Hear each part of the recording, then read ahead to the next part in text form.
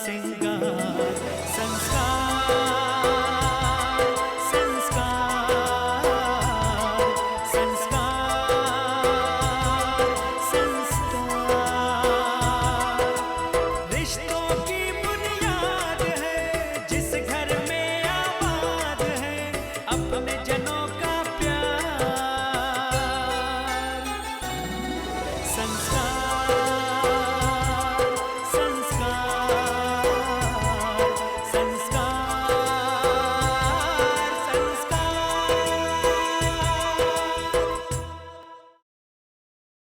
कि उनकी मौत दिल का दौरा पड़ने से ही हुई।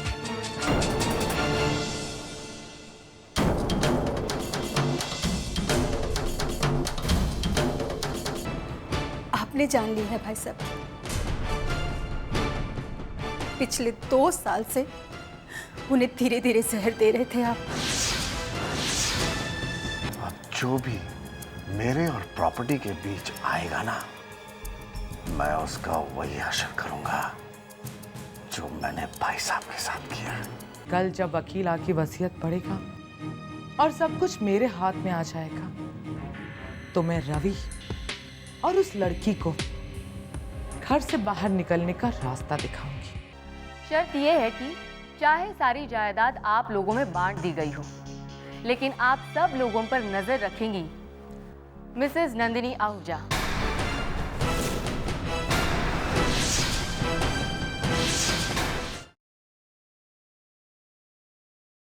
अगर इसे साफ शब्दों में कहूं तो इसका मतलब ये है कि आप लोगों में से कोई भी अपनी जायदाद का कोई भी हिस्सा बेचना या खरीदना चाहे तो उन्हें पहले मिसेस नंदिनी आहूजा से इजाजत लेनी होगी।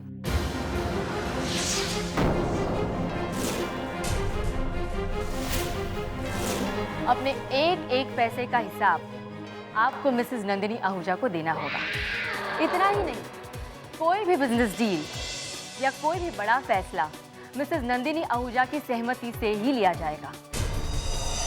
एक तरह से ये कहना ठीक होगा कि मिस्टर देवेंद्र आहूजा ने मिसेस नंदिनी आहूजा को अपनी आहूजा एम्पायर का ट्रस्टी मुकर्रर किया है।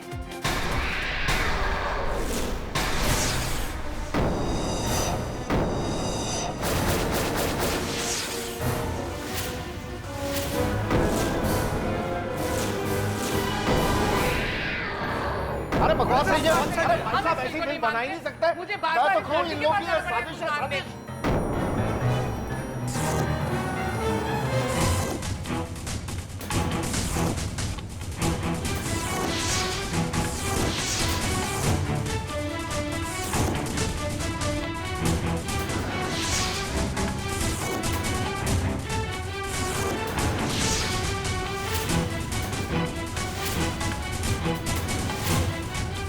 देखिए प्लीज आप लोग शांत हो जाइए, अभी और भी बाकी है। Please I request, please cooperate please.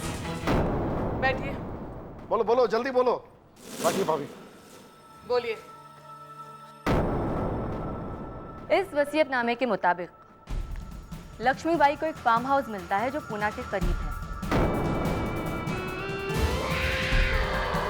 ताकि वहां से होने वाली आमदनी से वो अपनी आगे की जिंदगी बसर कर सके। इसके अलावा रवि आहूजा को अपनी जायदाद के साथ साथ एक टेक्सटाइल मिल दी जाती है। लक्ष्मीबाई और रवि आहूजा को अपने किसी भी फैसले या खर्च के लिए मिसेस नंदिनी आहूजा को जवाब देना नहीं होगा। इसके अलावा लक्ष्मीबाई और रवि आहूजा को अपने परिवार के अन्य सदस्यों की ज़रूरतों का सही और गलत अनुमान लगाने के लिए मिसेस नंदिनी आहूजा की सहायता करने की ताकीद दी जाती है।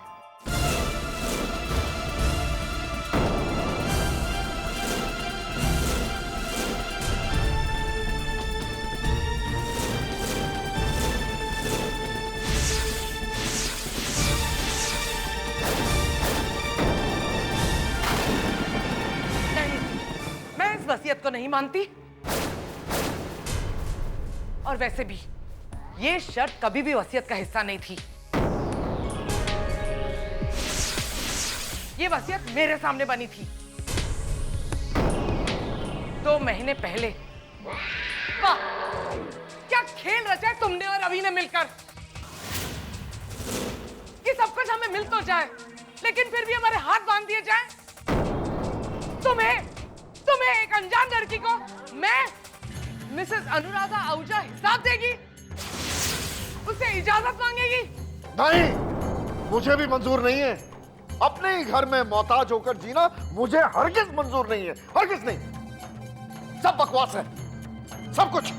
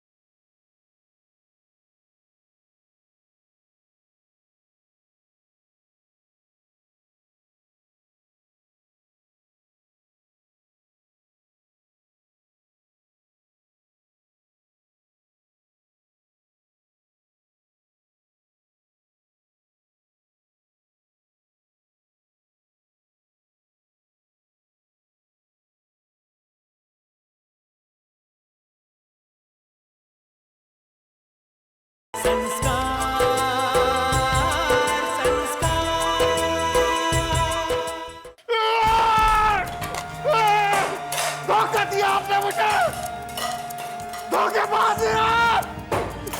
बचपन से लेकर आज तक आपने मुझे धोखा देते दिया, भत्तरों की तरह मुझे मेरा सलूक किया आपने मेरे साथ। मैं आपको छोड़ूंगा नहीं, आपको छोड़ूंगा नहीं।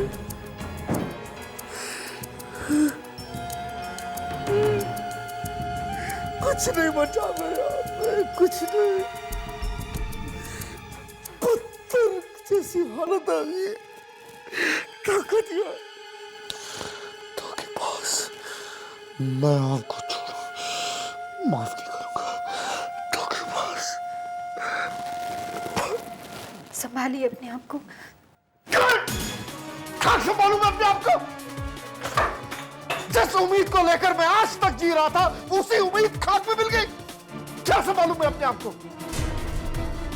मैंने सोचा कि छोटा भाई होने के नाते भाई साहब की मौत के बाद जायदाद का आधा हिस्सा मेरे हाथ में आ जाएगा। चलो मुझे नहीं तो रवि को तो कुछ देते हैं, और आधा चाचा होने के नाते मैं उससे कुछ ना कुछ नहीं लेता। लेकिन नहीं,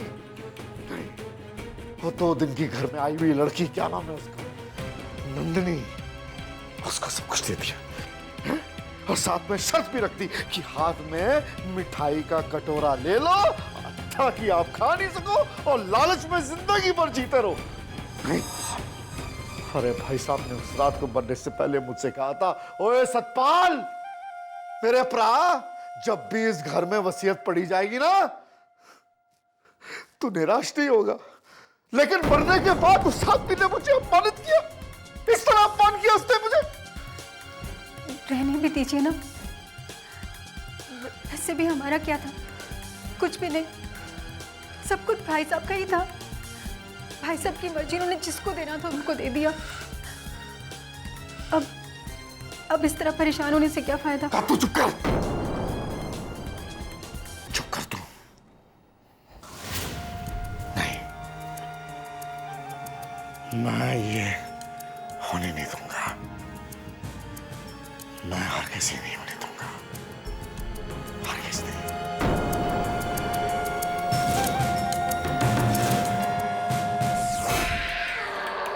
लेकिन इसके पहले इस वसीयतनामे में एक शर्त है। चाहे सारी जायदाद आप लोगों में बांट दी गई हो, लेकिन आप सब लोगों पर नजर रखेंगी Mrs Nandini Ahuja, Mrs Nandini Ahuja, Mrs Nandini Ahuja. दीदी, आप तो कह रही थी कि भाई साहब ने सारी जायदाद आपके और बच्चों के नाम कर दी है, फिर ऐसे कैसे हुआ? चुप करो तुम दोनों। ये सब तुम्हारी वजह से हुआ है सलोनी, सिर्फ तुम्हारी वजह से। आंटी, मैंने क्या किया? मैंने वही किया ना जो आपने मुझसे कहा था। क्या किया तुमने? अगर तुमने उस लड़की की तरह उस बुढ़े को इम्प्रेस किया होता ना, तो आज सब कुछ हमारे पास होता। दीदी, वो लड़की तो है ही चालाक, अनाथ आश्रम में पली बड़ी है, इतनी सारी दौलत देखकर तो उसकी आंखें फटी की फटी रह गई होगी। और वो रवि, वो तो है ही उस पर फिदा, वही करेगा जो उसे करने कहेगी। वो बुढ़ा मरते मरते एक बहुत बड़ा खेल खेल के गया हमारे साथ। उस लड़की को एक मोहरा बनाकर छोड़ गया हमारे सर पर।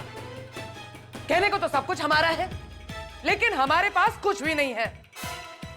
लेकिन कहते हैं ना, बाजी को पलटते हुए देर नहीं लगती। अब इस बाजी को मैं पलटूंगी, और वो भी बहुत जल्द।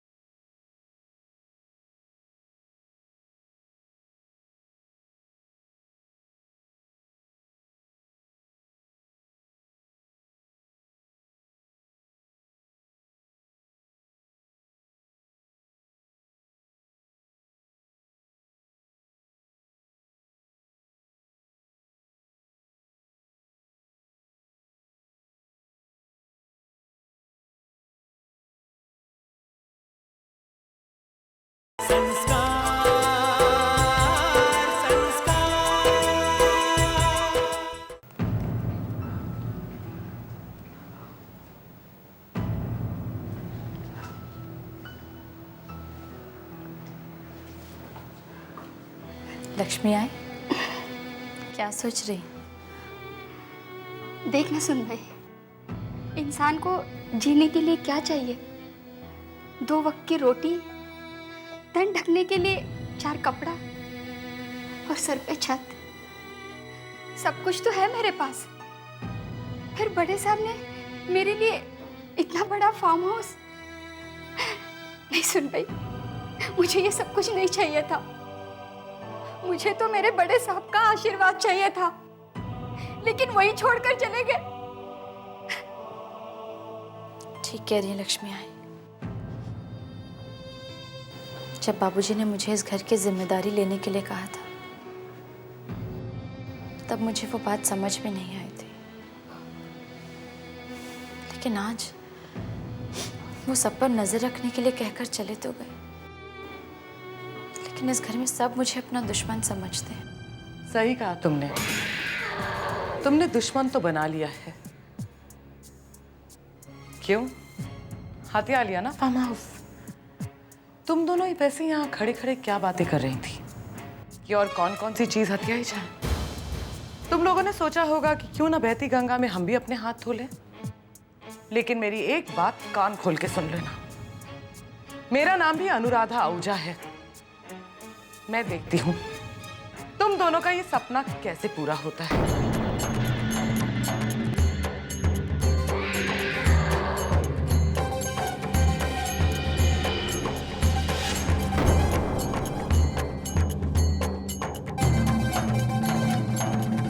पर क्यों नैना?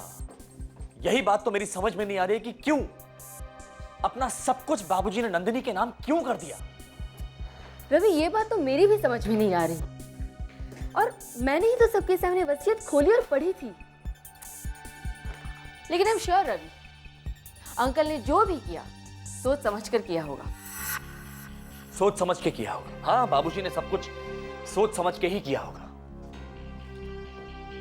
नैना, बाबूजी ने मुझसे 2 इच्छाएं पूरी करने के लिए कहा था। वो अपनी बहू और अपने उत्तराधिकारी को देखना चाहते थे।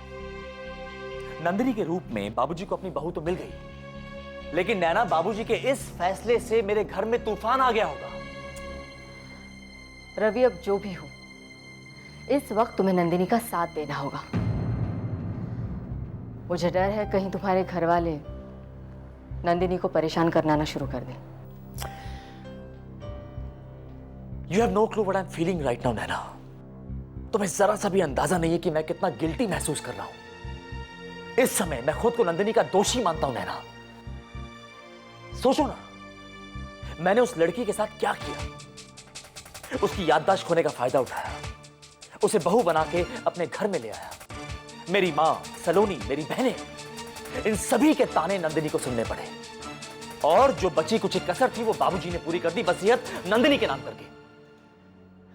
नैना, बाबूजी का फैसला गलत नहीं है। नंदिनी ही वो इंसान है जो हमारे घर की सारी जिम्मेदारियों को बखूबी निभा सकती है। आई नो बाबूजी का फैसला गलत नहीं है, लेकिन मेरी मां, मेरी बहनें, मेरे चाचा जी, कोई इस बात से खुश नहीं होगा, नैना। और बाबूजी इस बात को अच्छी तरह जानते थे कि आने वाला समय उनके इस फैसले से नंदिनी के लिए बहुत सारी मुश्किलें लेके आ सकता है। I know her very well. Nandini इन जिम्मेदारियों को एक्सेप्ट करने से इनकार कर देगी, Naina. She will refuse to accept, क्योंकि नंदिनी मेरे परिवार के किसी भी सदस्य को दुख देके इन जिम्मेदारियों को नहीं निभाना चाहेगी। I know that girl very well, Naina. Even if I want to help her, I can not. मैं उसकी मदद चाहकर भी नहीं कर सकता, Naina. So what should I do? Relax Ravi, मैंने कहा ना, जो भी हुआ भूल जाओ। इस वक्त नंदिनी को तुम्हारी बहुत जरूरत है। इस वक्त तुम्हें उसके पास होना चाहिए। I think I will go, Naina. मैं चलता हूं। एक मिनट रवि, मैं भूल ही गई थी। अंकल ने वसीयत के साथ नंदिनी के नाम एक चिट्ठी छोड़ी थी। चिट्ठी? कौन सी चिट्ठी? हाँ, जो मैं सुबह नंदिनी को देना भूल गई थी। तुम प्लीज ये चिट्ठी उसे दे दोगे? हाँ ठीक है, मैं दे दूंगा। मैं चलता हूं, नैना। क्या हुआ? ओह गॉड, रिलैक्स। सरदर्द, पुराना सरदर्द ना? रवि, तुम इसका इलाज क्यों नहीं कराते यार? करा लूंगा, नैना। तो ऐसा स्ट्रेस होता है तो This just comes. Relax.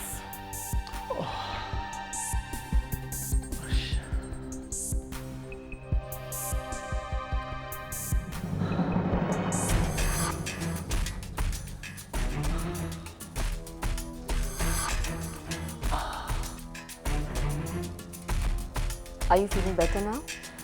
That's all, Nana. I'm feeling better. Sure? Yeah. Thank you. Thank you, Nana.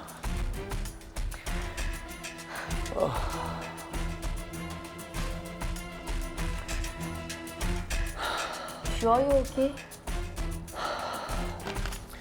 मैं चलता हूँ, नैना। Thank you.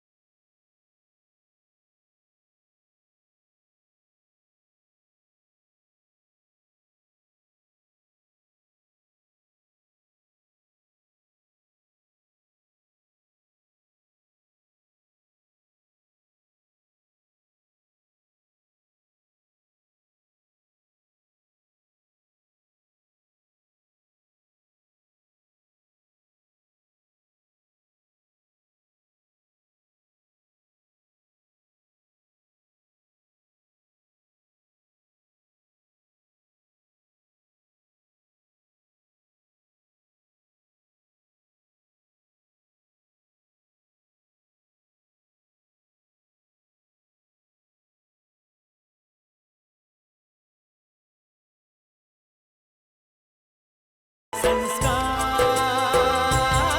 संस्कार।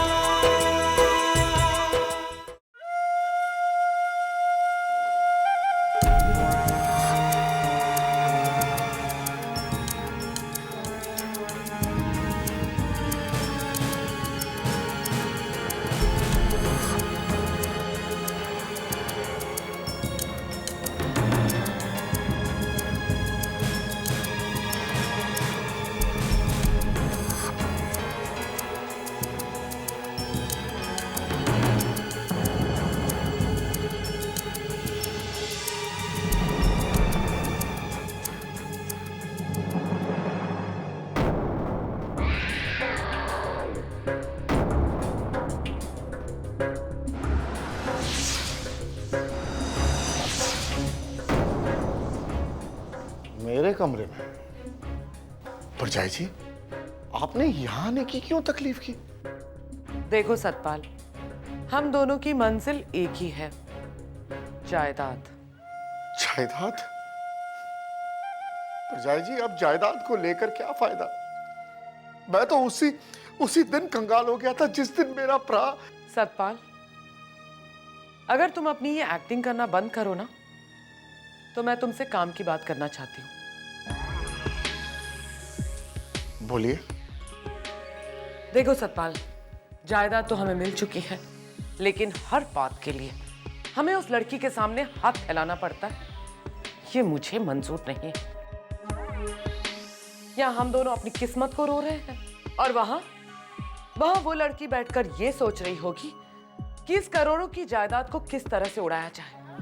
परजाई जी, वो लड़की क्या सोच रही है, हमें उससे कोई मतलब नहीं। मतलब तो इस बात का है कि आप क्या सोच रहे हैं। तुम्हें याद है सतपाल, बहुत सालों पहले मैं थिएटर में काम किया करती थी। अरे मैं जानता हूँ, आप तो टॉप मोस्ट की एक्ट्रेस थी थिएटर में, और शादी से पहले भाई साहब को पटाने के लिए आपने कितने पापड़ खेले थे, मैं सब कुछ जानता हूँ। लेकिन आपने बात का मुद्दा क्यों बदल दिया, ये बात मेरी समझ में नहीं आई। मुद्दा वही है सतपाल, मुद्दे की सफलता का रास्ता बता रही हूं मैं तुम्हें। मैं एक नाटक करना चाहती हूँ, और उस नाटक में तुम्हारे लिए मेरे पास एक बहुत अच्छा रोल है। रोल? मैं कुछ समझा नहीं। मैं हूं ना सतपाल, तुम्हें समझाने के लिए।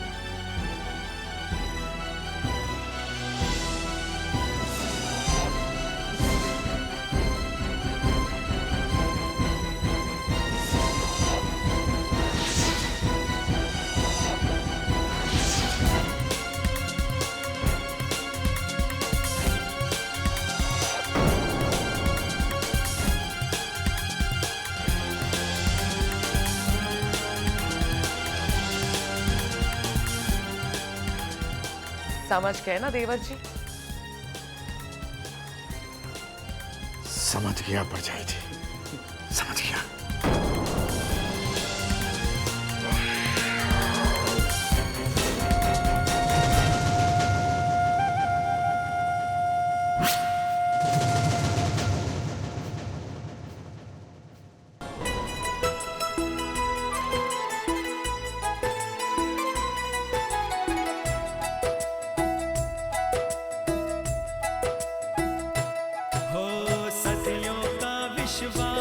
है, ये अपना इतिहास है, जीवन का सिंगार